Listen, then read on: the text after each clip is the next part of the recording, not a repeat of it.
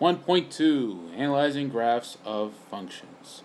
What we're going to be doing with this graph is finding the domain and range.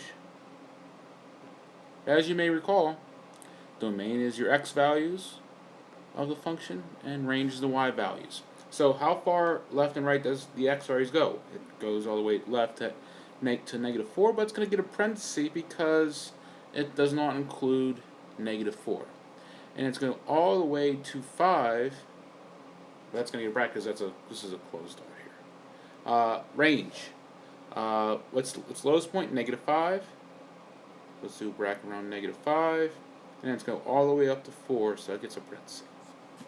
And there is your domain and range of this graph. Vertical line test. Now, what does the vertical line test prove? The goal of the vertical line test is to tell whether a graph is a function or not. And we do that by, if you take any pencil or ruler and you go through, if it touches two y values at any given x value, it fails the vertical line test, thus it's not a function. So like this one right here, there's many points, whenever you can say point to many x values where there's multiple y values. So this is not a function.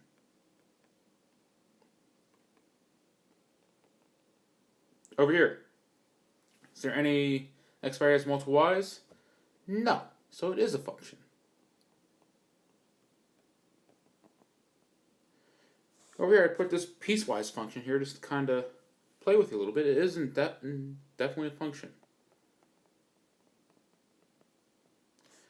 This value right here has only one y value. Just because there's a hole there does not mean that there is two y values. There's one, and we consider it this one.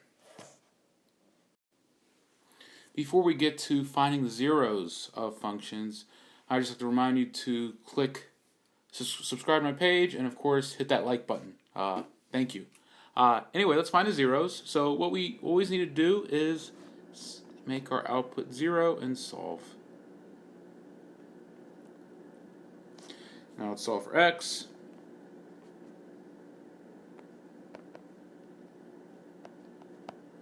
Multiply both sides by x, get -3x equals 5. Divide by 5, we get negative. I'm not dividing by 5, I'm dividing by -3.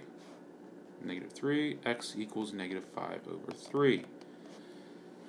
What this tells us is this will be our x-intercept. Whenever we set the y value equal to 0, we find our x-intercept.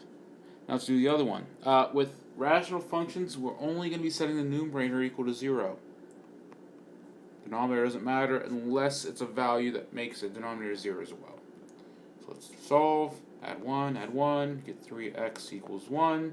Divide by 3, get x equals 1/3. So relative minimum and relative maximum, these refer to a given, let's start with maximum. A maximum y value for a given interval. So from the interval from here to here, we have a maximum of 2, 3. Whereas a minimum, same story. It may not be the absolute minimum where it's the smallest value a graph can possibly be, but for a given interval from here to here, it's smallest. Yeah, so I labeled the relative min and max in this problem, and now we're going to say when's this function increasing or decreasing? When is it increasing? Well, it's increasing all the way from -infinity all the way to this value right here at 2.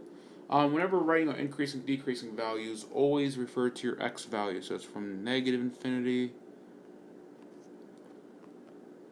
to 2. When is it also increasing? It's -2 rather. It should be in -2. So -infinity, -2. And then it starts increasing again once we hit our minimum, which is 0, -3. So from 0 to infinity, union symbol, that's when we're increasing. When are we decreasing? Only here. From here to here. That's it. And it's going to get us from -2 to 2. Or 0. Why did I put 2 down? -2 to 0. Now we're going to talk about graphing and writing linear functions. I'm telling you that this linear function has f of 2 equal to 5 and f of negative 1 equal to 11. Write a linear function for this. So this is basically saying our y values or outputs are 5 and 11. So I'm doing 11 minus 5 for our slope. And then negative 1 minus 2 for the denominator, for the inputs. Which will get us 6 over negative 3, which is negative 2. Point slope form, yeah. Y minus 5 is equal to negative 2 times quantity x minus 2. Distribute.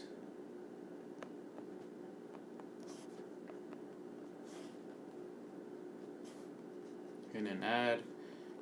Your linear function is y equals negative 2x plus 9. So here's a piecewise function. So we're going to graph it. Keep in mind the right side of the piecewise function is the inputs you're going to be putting in for this. So for the top part, the x squared plus 5, we put 1 in, you're going to get an output of 6. 2, 3, 4, 5, 6. Oh, we need to go 1 up. And then it's y-intercept was 0, 5, and then it goes back up again.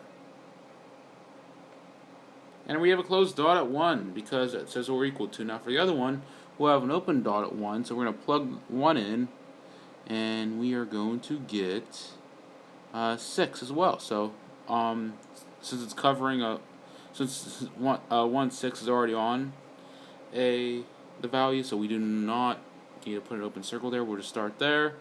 We put 2 in. 2 will get us 11 plus negative 4, which is 7.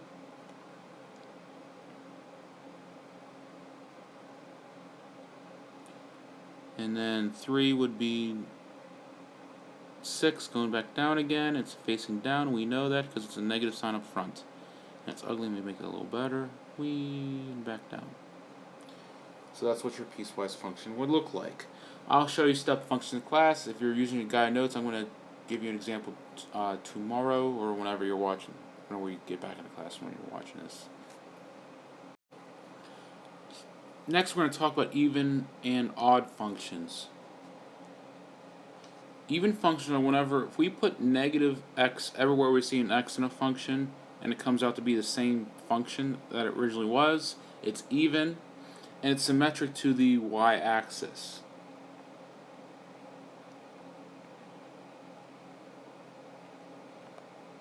Okay?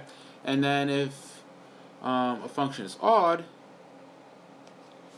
that's whenever f of negative x is equal to negative fx, meaning every single one of the terms from the original function sign flipped. And this is symmetric to the origin.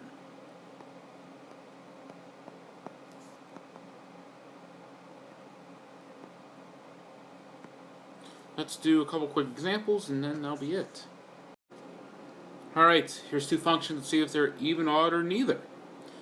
So I'm going to put negative x everywhere there's an x.